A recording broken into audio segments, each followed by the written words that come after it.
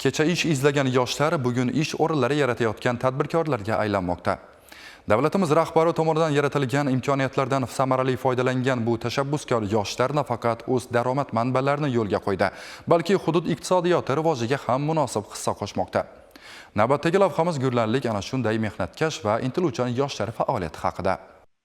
Bir paytlar ish izlovchilar ro'yxatida bo'lgan Sevara Murodova bugun o'z biznesiga ega tadbirkor. Ishimjiron mahallasida istiqomat qiluvchi yosh tadbirkor davlat dasturlari doirasida ajratilgan imtiyozli kreditlardan foydalanib, 100 million so'm kredit olib, o'z biznesini yo'lga qo'ydi. Avtomobillarni yuvish shoxobchasi va oziq-ovqat do'koni bugun aholi uchun qulay xizmat ko'rsatish nuqtasiga aylangan.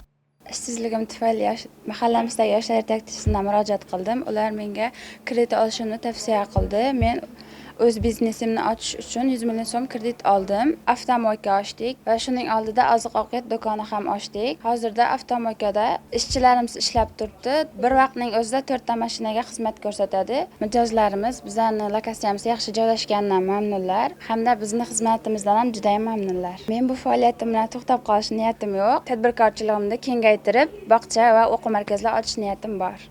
Tadbirkorlikka dadil qadam qo'ygan yoshlar safida Farruh Jumaboyev ham bor. Chakkalar mahallasida yashovchi tadbirkorning ilk faoliyati oddiy nonvoyxonadan boshlangan edi. Bugun esa mehnat va izlanishlar samarasi o'laroq uning biznesi viloyat miqyosida kengayib, qariyb 7 ta filial faoliyat yuritmoqda. Siz tasvirlarda ko'rayotgan ushbu majmuada bir tomondan turli xil non va non mahsulotlari tayyorlansa, ikkinchi qismida restoran xizmatlari yo'lga qo'yilgan.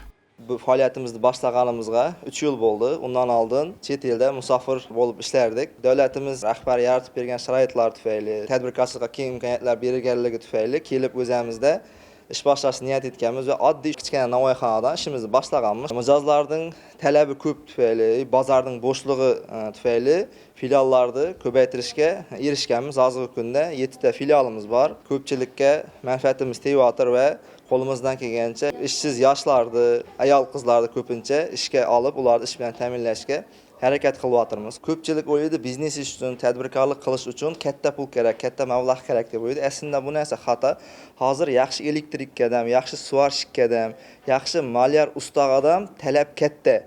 Shu ishining mutaxassisi bo'lsa, ishini yaxshi sevib, uni bir chin dildan bajarishni istasa, o'zimizning oddiy shu tumanimizda ham ish bilan ta'minlansa bo'ladi. Shu yoqda chet elda yurgan pulini bu yerda topsa bo'ladi. Eng muhimi oilasining, yaqinlarining, jo'ra-yar do'stining yonida shu narsaga erishsa bo'ladi. Bugun bu kabi yoshlar soni ortib borayotgani tadbirkorlikni qo'llab-quvvatlashga qaratilgan islohotlar amalda o'z samarasini berayotganidan dalolat.